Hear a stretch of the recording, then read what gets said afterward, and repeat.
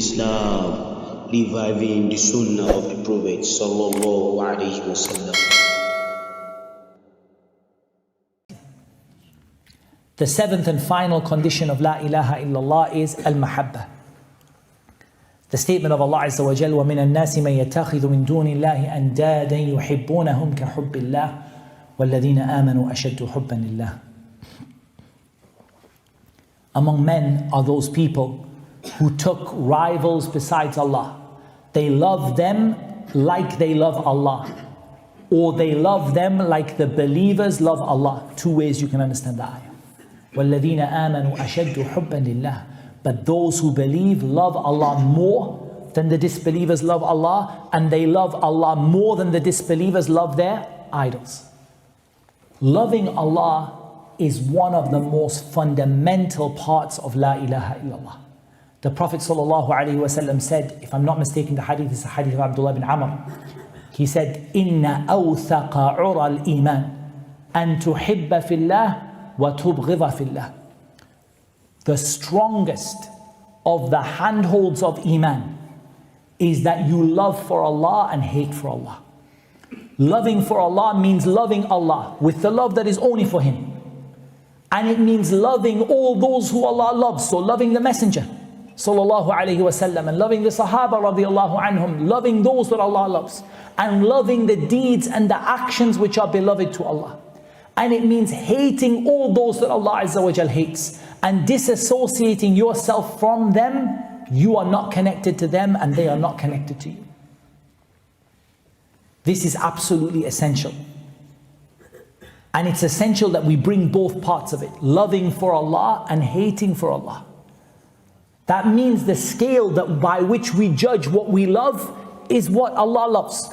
And the scale by which we judge what we hate is what Allah Azza wa Jal hates. And we don't let our personal feelings involve in that religious aspect. Yes, we have personal preferences. I might love a certain food and hate a certain food. That's a matter of personal preference. But when it comes to religious love, I love what Allah loves. And when it comes to religious hatred, I hate what Allah Azza wa Jal hates. That is an essential part of La ilaha illallah.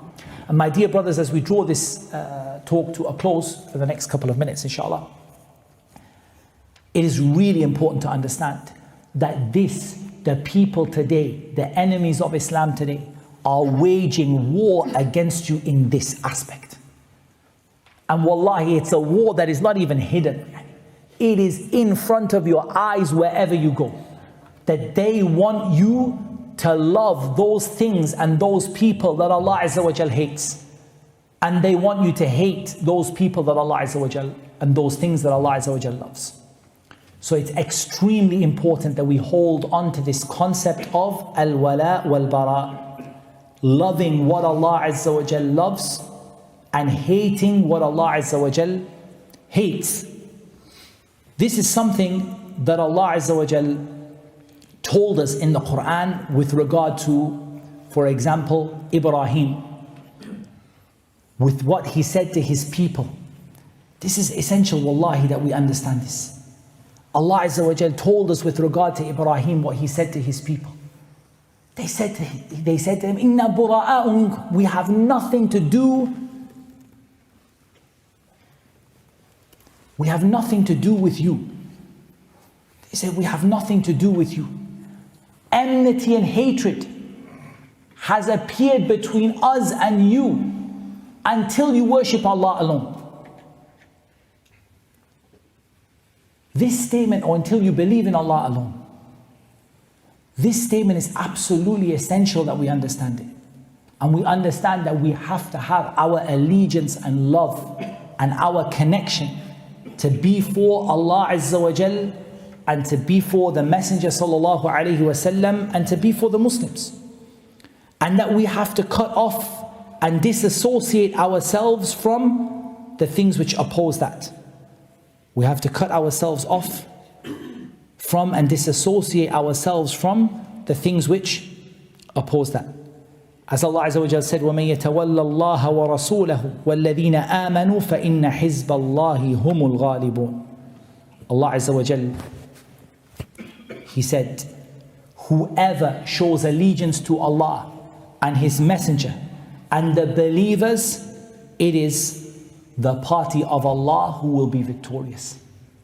Showing your allegiance and your love for Allah Azza wa Jal and for the things that Allah subhanahu wa ta'ala loves.